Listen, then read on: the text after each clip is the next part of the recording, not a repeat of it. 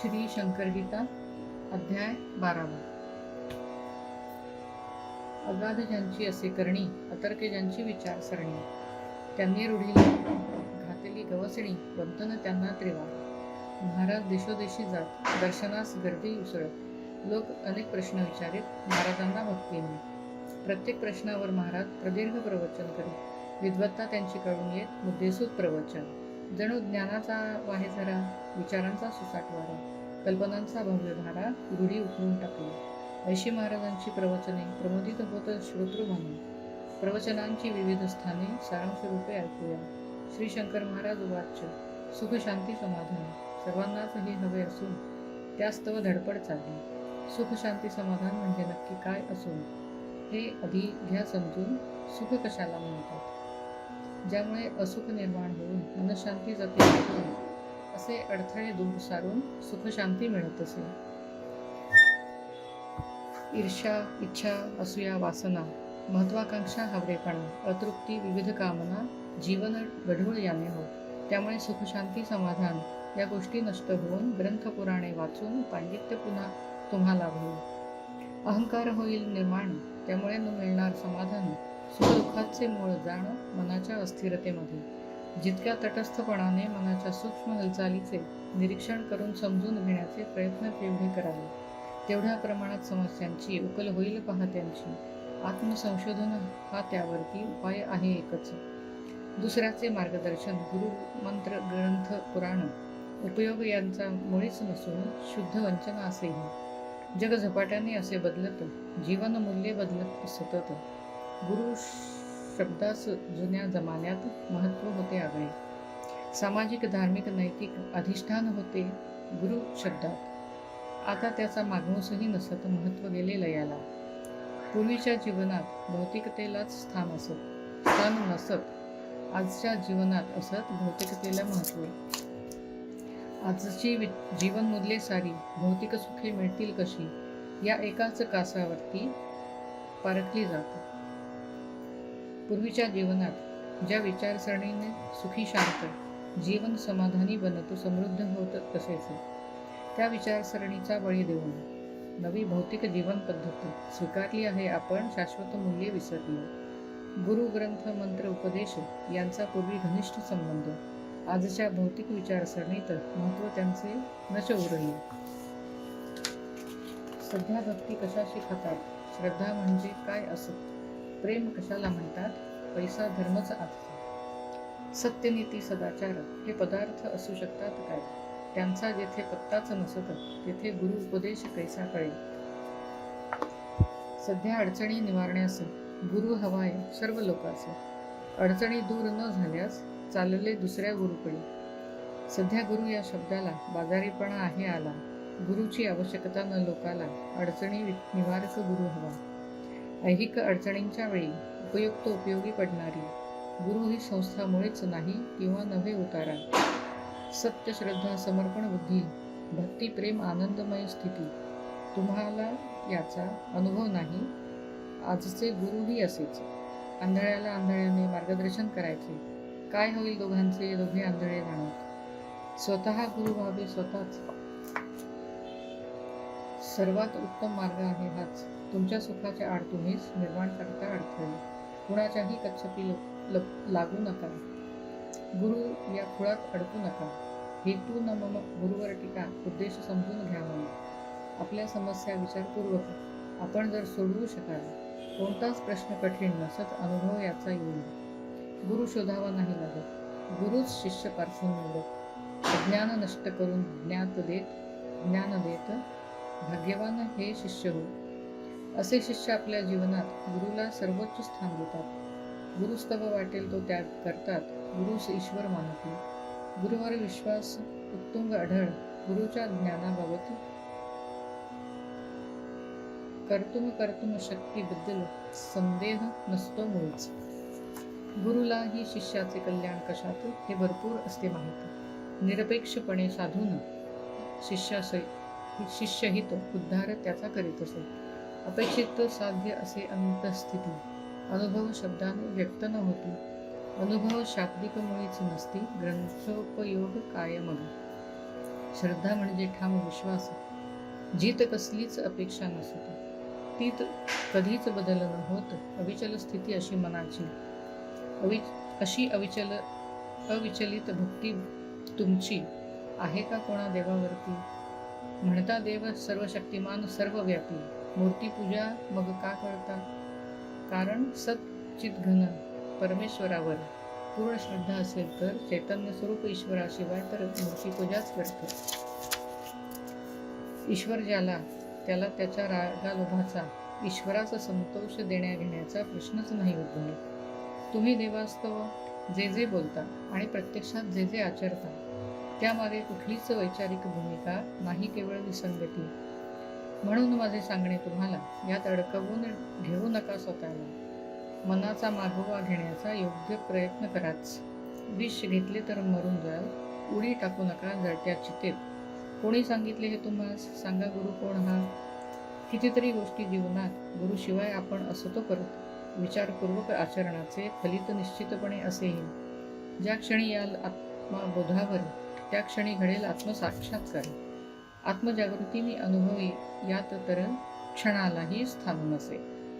साधन मार्गात अपेक्षा निपूर्ती अध्यार्थ अपरिहार्य असती. त्यांचा शेवट निराशा विफलतेत अति होणेच ठरते सुसंगत. शिकलेला मनुष्य हा जास्तच असमाधानी असावयाचाच. नारळाचे पाणी जितके गोडच तितकी खोबऱ्याची चव कमी. जेवढी विद्वत्ता असे जास्त तेवढी निष्ठा कमी असते. विद्वान लोकांना पहा सतत कल्पना जास्त स्फुरतात. फार चिकित्सा करण्यात नुकसानच होत असतं. म्हणून चिकित्सा मर्यादेत अल्प अगदी असावी. कल्पनेचे खरे खोटेपणा अनुभवानीच कळते. म्हणून अनुभवानंतर तत्क्षण कल्पना थांबली पाहिजे. आपल्या अंतरंगात डोकावणे, निरीक्षण व श्रद्धेत मानवाचे जीवन तत्काळ बदलवून टाकण्याचे असीम सामर्थ्य आहे. तुमच्या प्रत्येक कृतीत अपेक्षा स्वार्थ दडलेला असतो. पत्नीकडूनही अपेक्षा असतात. निरपेक्ष निस्वार्थ कोणी नसेल. अपेक्षा स्वार्थ पुरा करण्याकरता तुम्ही मित्रांना मदत करता, समाजकार्य दानधर्म करता, कीर्ती प्रतिष्ठा मिळावी. तुमच्या देणगीचे होता कौतुक. दानधर्माचा जेव्हा उदो होतो तेव्हाच तुम्हास बरे वाटत, अन्यथा तुम्ही खवळता. हा अहंकारच आपल्या जीवनात जे जे भव्य आणि उदात्त त्याच्या आड असे येत हे आत्मसंशोधन करता कळेल. आशा इच्छा हव्यास वित्त कधी न शेवट यांना जीवनात सर्वोच्च बिंदू अस्तित्वात या गोष्टींचा नसेच. बोटीतून प्रवास करावयाचाच तर बोट डोलणार हलणारच, मळमळ ओकाऱ्या बोट लागणारच, सहन केलेच पाहिजे.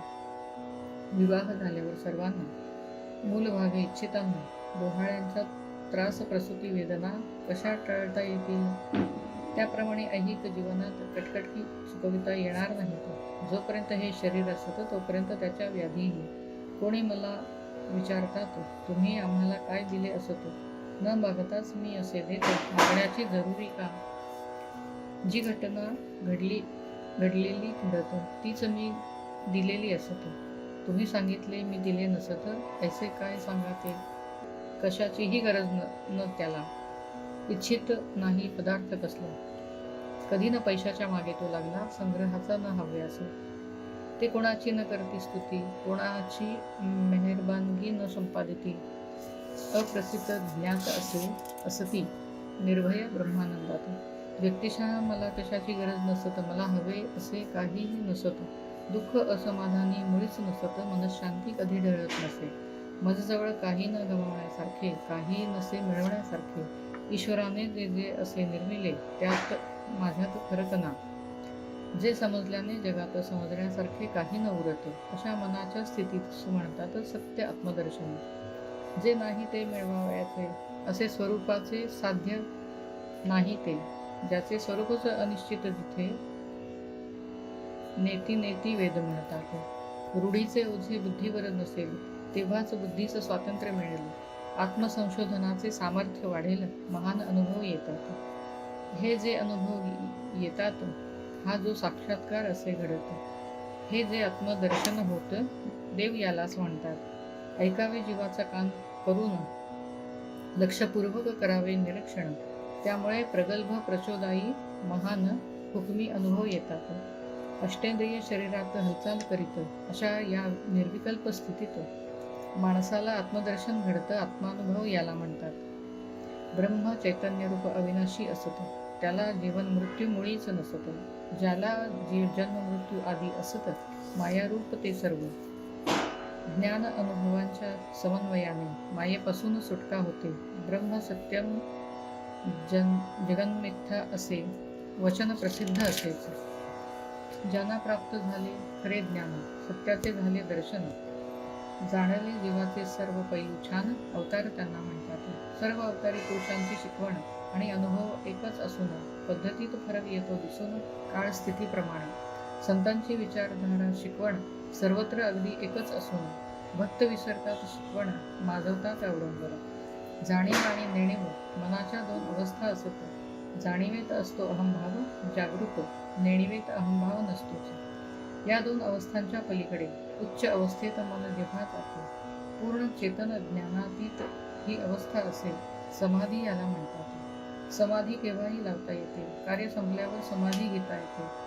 समाधी लावणे समाधी घेणे वेगळे दोन प्रकार आहेत. मी जे असतो बोलतो त्याप्रमाणेच सर्व घडून येतं. मी सिद्धीच्या मागे नसत, सिद्धीच्या मागे लागू नका. मिळाले त्याचा आनंद लुटा, अप्राप्याच्या मागे धावू नका. भगवंताने अनेक गोष्टी दिल्या, उपभोग सामर्थ्यही दिलेच. ते सोडून वेगळ्याकडे धावणे, सिद्धीच्या मागे न लागणे, हीच सिद्धी प्राप्त होणे अत्यंत महत्वाचे असेही. मानवी शरीर ही महासिद्धी, त्यात आपणास दिली बुद्धी जड फायदे देते सिद्धी, आपण जडा पलीकडे जायचे. सिद्धीपेक्षा श्रेष्ठ भक्ती, सर्व संतांची हीच शक्ती. सिद्धीने मिळत नसे मुक्ती, मुक्तीचा मार्ग भक्तीच. सोपे असे नुसते वाचणे, महत्वाचे भवसागरातून वाचणे. असेल दुःखातून बाहेर पडणे, वाचण्याप्रमाणे कृती हवी. रत्नजडित मुकुट राजाच्या डोक्यावर, परी समाधान न तिळभर. समाधानाचा मुकुट ज्यांच्या हृदयावर, तेच खरे राजे हो. निर्गुण परमेश्वराचे रूप सगुण, प्रत्यक्ष आईवडील घरी असून त्यांच्याकडे दुर्लक्ष करून देव मार्गा लागतात. म्हणून समाधान मिळत नाही. घरी आईवडिलांची मनोभावे सेवा करा तुम्ही, समाधान येईल चालत. आत्मसाक्षात्काराकरता शास्त्र, गुरुपासून आत्मा अनात्मा याचे स्वरूप समजावून घेण्याला ज्ञान ऐसे म्हणतात. अष्टांगाच्या अभ्यासाने चित्ताचा निरोध करणे, प्रयत्नपूर्वक हे आचरणे योग याला म्हणतात. अज्ञानाने देह आत्मा या दोघांच्या अन्योन्याध्यासात ये उदयाला हात घालून वेगळे करतो दोघांना, विवेक त्याला म्हणतात. असा विवेक जागा राहावा सदैव. मी शरीर नसून आत्मा असतो असणे असा विचार अंतःकरणात, यालाच तप असे म्हणतात. दुःखिताला होणारे दुःख कारुण्याने नाहीसे असता करत, सुष्ट दुष्ट हा न करणे भेद दया याला म्हणतात. कर्मेंद्रियाचे व्यवहार बंद पडतात प्राण जिंकल्यावर, बंद होतात ज्ञानेंद्रिय व्यवहार मन निग्रह केल्याने. सर्व ओझे सहन करीत असताना सहन करण्याच्या अभिमानाला मुळीच स्पर्श न होणे याला क्षमा असे म्हणतात. दुसऱ्याच क्षमा केली तर आतून आनंद राशी प्रकटतात. क्षमेचा निर्भेळ हा आनंद चिरकाल असतो टिकणारा. आध्यात्मिक अधिभौतिक अधिदैविक संकटे आकस्मित येता धारक शक्तीने जे पचवित धैर्य याला म्हणतात. निष्काम धर्माचा आचार अंतरी आत्मनात्म विचार अंग मुरलेत खरोखर शौच याला म्हणतात. साधण्यासाठी स्वतःचे हित, इतरांचे न करणे मुळीच अहित, न करणे प्रयत्न निंद्य कलुषित यालाच अद्रोह म्हणतात. सद्गुणामुळे सामान्य योग्य असूनही मान दिला असता लोकांनी, लज्जित होणे विनयाने अमानित्व याला म्हणतात. अशा या सद्गुणांची सतत वाढ व्हावयाला हवी असत. त्यामुळे दडलेले माणसात देवत्व प्रकट होत असे. त्याचे अंतर्बाह्य जीवन निघेल अगदी उजळून, कृतार्थ होईल जीवन, धन्य होईल मानव. मी राहतो कैलासात, शंकर माझे नाव असत. जगाला समजून देण्या मी येत, सार्थक करून निहा आपले. पुष्कळ रंग या जगात, इथला रंग निराळा असत. हे गुह्य कुणाला न समजत, गुह्यात गुह्य असे हो. जो स्वतःला ओळखतो तो मला जाणू शकतो. सर्व ऐश्वर्य ओवाळून जरी टाकतो, किंमत त्याची मुळीना. समजावून घे तर समजेलच, मागाहून पश्चाताप होईल. आमचे काहीच न बिघडेल, नुकसान आहे तुझे. लिहा दगडांच्या भिंतीवर सुवर्णाक्षराने हे सुंदर. आठवतील वेळ आल्यावर आमचेच बोल सर्व हे. प्रकांड पांडित्य महाराजांचे देखून वंदन केले भावे वाचे. लेखन 12 अध्यायाचे पूर्ण येथे झाले. संतवर्य योगीराज सद्गुरु राजाधिराज श्री शंकर महाराज की जय.